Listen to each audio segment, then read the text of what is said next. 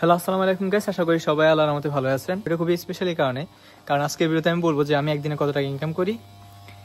So আমাকে cash জবে কত পে করে, উবার থেকে আমার কত আসে, আজকের ভিডিওতে আমি আলোচনা করব। সো আপনার সম্পূর্ণ একটা ভালো আইডিয়া হবে যখন আমার ভিডিও দেখবেন, বুঝতে পারবেন যে আসলে আপনি চাইলে কত টাকা ইনকাম করতে পারবেন অস্ট্রেলিয়াতে এসে পড়াশোনা করা অবস্থায়। সো এই ভিডিওতে আমি সম্পূর্ণ ক্লিয়ার করে দিব, তাহলে আপনাদের আর আমি মনে করি আর কোনো প্রশ্ন থাকবে না ইনকাম বিষয় নিয়ে। সো আমি এখন রাত বাজে 1:43। আমি যদি দেখাই পিছনে 1:43 বাজে। সো আমি ট্রেনে করে মাত্র আসছি। সো আমার আজকে জব ছিল। তো সবাই ভিডিওটা দেখুন এবং আপনারা ভালো একটা আইডিয়া নেন। গাইস, আমি আপনাকে জাস্ট একটা দেখাচ্ছি যে আমার ইনকামটা কত হয়েছে। হ্যাঁ, তাহলে আপনারা আইডিয়া করতে পারবেন। আজকে আমার ইনকাম হচ্ছে কত। আজকে আমার ইনকাম হচ্ছে $213। আজকে ইনকামটা লাস্ট যে ট্রিপটা ছিল সেটা হচ্ছে আমার $19 ছিল। সো আজকের ইনকামটা আমি আপনাকে একটু দেখাই। এই সপ্তাহে আমার শুরু হচ্ছে 24শে মার্চ থেকে শুরু হয়েছে 31 মার্চ পর্যন্ত 22 ঘন্টা 42 মিনিটে আমার ইনকাম হয়েছে $513। সো আমি যদি সি ডিটেলসে যাই, সো আমি 45টা ট্রিপ দিয়েছিলাম এই সপ্তাহে। তার মধ্যে আমার ফ্রাইডেতে যদি আমি যাই, ফ্রাইডেতে তো আমার ইনকাম হচ্ছে $84 ইনকাম হয়েছে। বাট আমার কুইজ ছিল যেটাতে আমি পাইছিলাম $130 এক্সট্রা। সো টোটাল হচ্ছে আমার $213 আজকে ইনকাম হয়েছে। এখন আপনি যদি প্রতিদিন উবার করেন, নর্মালি আপনি ইনকাম করতে পারবেন 140, 130 এরকম সামথিং। বাট জব শেষ কইরা দেন হচ্ছে যে আমি আমার সাইকেলটা এখানে স্ট্যান্ড করাইছি। সো আপনারা দেখতে পারতেছেন আমার সাইকেল এখানে দাঁড় করানো। এই যে আমার সাইকেল এখানে দাঁড় করে রাখছি। সো অনেকে বলছেন যে সাইকেলটার প্রাইস কত নিচ্ছে। এটা $2700 নিচ্ছে নিউ। তবে আমি সাজেশন করবো যদি আপনারা অস্ট্রেলিয়াতে আসেন, সো আপনারা এই বাইকটা নেবেন, কারণ এখানে চার্জিং ব্যাকআপটা অনেক জোস। আপনার নর্মাল 10 থেকে 16 ঘন্টা এমনি যাবে। সো আর স্পিডের কথা বলে লাভ নাই, স্পিড অনেক বেশি। অন্যান্য এই বাইকের তুলনায় এটা স্পিড অনেক হাই। আপনি যখন এটা ইউজ করবেন বা আপনি যখন একবার চালাই দেখবেন, তখন আপনি বুঝতে পারবেন এটা স্পিড কেমন। সো আজকে আমরা মেইন পয়েন্টে আসি। গাইস, আজকে আমি আপনাদেরকে আমার ইনকামটা দেখাইলাম।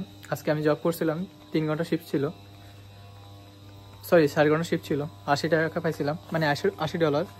আর উবারে পাইছিলাম, দেখেছিলাম আমি আপনাদেরকে স্ক্রিনে, উবারে পাইছিলাম আমি $213 প্লাস 80। এখন $213 যদি আমি কনভার্ট করি ইন্টু দিই 78 করে, তাইলে আসে আপনার 16,000 সামথিং, 16,600 সামথিং এরকম। আর আপনার যদি $80 আমি ইন্টু 78 দিই, তাহলে এটা আসে 6,000 সামথিং। সো 16,000 6,000 হচ্ছে 22,000। এখন একটা স্টুডেন্ট চাইলে সে শুক্র শনি রবি এই 3 দিন উবার করলে সে মোটামুটি আপ টু 15 মানে 15,000-এর উপরে ইনকাম করতে পারে।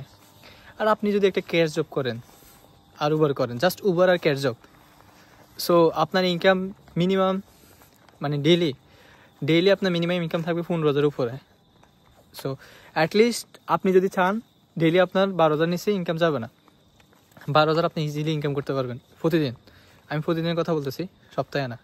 অনেকে অনেক মানে জব করে যেগুলোর পে রেট অনেক বেশি, লাইক 45 করে দেয় পার আওয়ার। সো ডিপেন্ড করে কী ধরনের কী ক্যাটাগরি জব করে, কে কত ঘন্টা ক্যাশ জব করে, ট্যাক্স জব করে, তার উপর ডিপেন্ড করে। এখন অস্ট্রেলিয়াতে হচ্ছে যে ইনকাম করতে পারবে, ইনকাম নিয়ে সমস্যা নাই। এখন কেউ লিমিট মাইনা করে, কেউ লিমিট ছাড়া করে।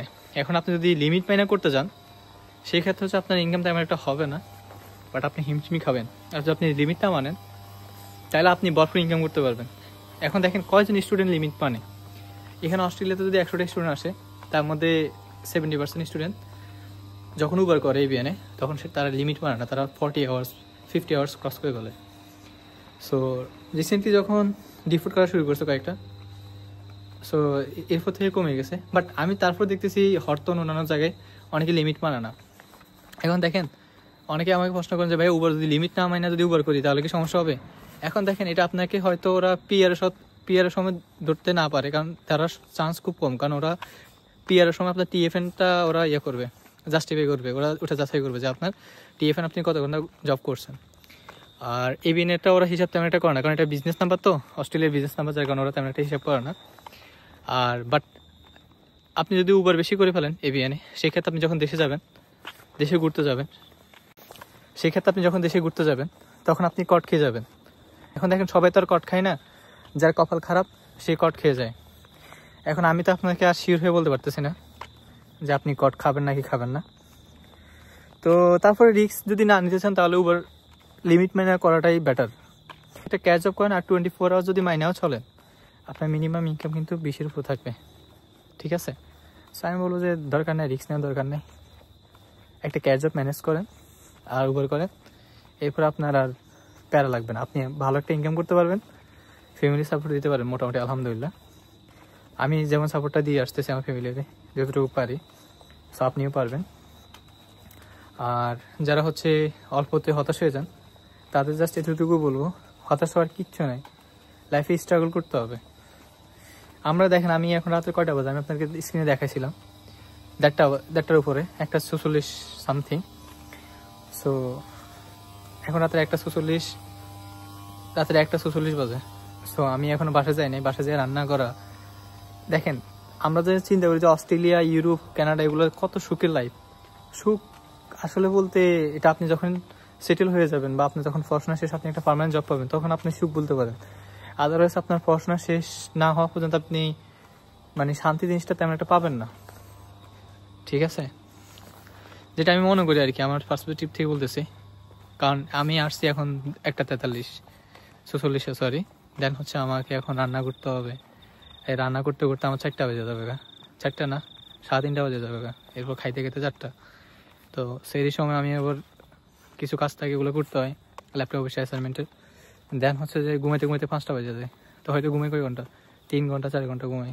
সো আগে বাংলাদেশের প্রায় 6 ঘন্টা 7 ঘন্টা 8 ঘন্টা 9 ঘন্টাও ঘুমাইতাম, কেউ কিছু করতো না। বাট এখানে 4 ঘন্টা 5 ঘন্টার ঘুম যাইতেও কষ্ট হয়, কারণ সকাল উঠে দৌড় মারতে ভার্সিটি, দেন জব, এরপর উবার, এরপর হচ্ছে অ্যাসাইনমেন্ট, এরপর রান্না বান্না, বহুত ঝামেলা। সো যারা মনে করেন যে অস্ট্রেলিয়া, ইউরোপ, ওয়েস্টার্ন কান্ট্রি আপনার জন্য একদম ইজি, আসলে শুধু টাকা, আসলে শুধু সুখ, আসলে বুঝতে পারবেন যে জীবনটা কতটা কঠিন। আমরা সবকিছু করার পর আমাদের ফ্যামিলির কথা চিন্তা করতে হয়, ফ্যামিলিকে সাপোর্ট দিতে হয়, নিজে সবকিছু মেনটেন করতে হয়। তো জীবন যতটা সহজ মনে করা হয় বাইরে থেকে, কিন্তু ভিতরে যখন আসবেন তখন বুঝতে পারবেন যে জীবন আসলে অনেকটা মরীচিকাময়, বিষাদময়। সো যারা মনে করেন যে অস্ট্রেলিয়াতে বা ইউকেতে বা ইউএসএতে যারা যায় স্টুডেন্টরা শুধু হাজার হাজার টাকা ইনকাম করে, লাখ লাখ টাকা ইনকাম করে, আসলে ইনকাম করে ঠিক আছে, বাট ওদের ভিতরে যে একটা হ্যাপিনেস শব্দটা থাকে ওইটা থাকে না। হার্ড ওয়ার্ক করার পর শরীর থাকে ক্লান্ত, তারপর একাকিত্ব, পরিবারের কথা মনে পড়া, তারপর দেশীয় যে রান্না, মায়ের হাতে রান্না টান্না, সব মিলিয়ে আপনি সুখ জিনিসটা বিদেশে থেকে বলতে পারবেন না। বিদেশের সুখ জিনিসটা আমি মনে করি যখন আপনি সেটেল হয়ে যাবেন, যখন আপনি একটা পার্মানেন্ট জব পাবেন তখন আপনি সুখ বলতে পারেন। আদারওয়াইজ পড়াশোনা চলাকালীন সময়ে সব কিছু মেনটেন করে সুখ জিনিসটা উপলব্ধি করাটা অনেক কঠিন, আমার কাছে কঠিন মনে হয়।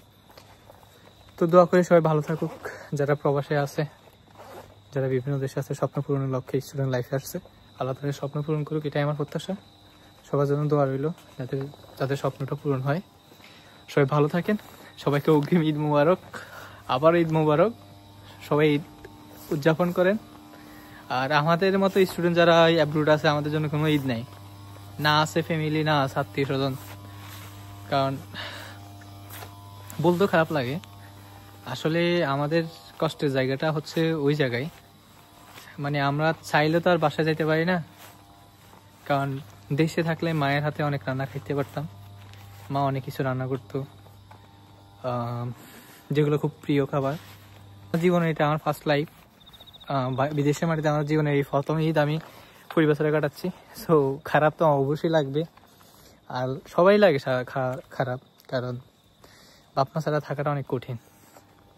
তারপর আল্লাহর কাছে শুকরিয়া যে আল্লাহ সুযোগ করে দিয়েছে যে একটা দেশে এসে পড়াশোনা করার। কারণ আল্লাহ তো এরকম সুযোগ সবাইকে দেয় না, অনেকের অনেক ইচ্ছা থাকে, সব ইচ্ছা পূরণ হয় না। সেই তুলনায় আমি মনে করি আল্লাহর কাছে আমি লাখ শুকরিয়া যে আল্লাহ সুযোগটা দিয়েছে। বাট দিন শেষে খারাপ লাগলেও মোটামুটি একটু স্বস্তি পাই যে না, আমি আমার কষ্টের মাধ্যমে অন্তত পরিবারে একটু ভালো রাখতে পারতেছি। সো সবার জন্য দোয়া করি, সবাই ভালো থাকেন, ঈদটা উদযাপন করেন। দেখা হবে নেক্সট ভিডিওতে, সবাই ঈদটা উদযাপন করেন। আর সবার জন্য শুভকামনা, দেখা হবে মেলবোর্নে আসলে যদি কেউ এসে থাকেন অবশ্যই নক দিন। ভালো থাকবেন, আল্লাহ হাফেজ, আসসালামু আলাইকুম।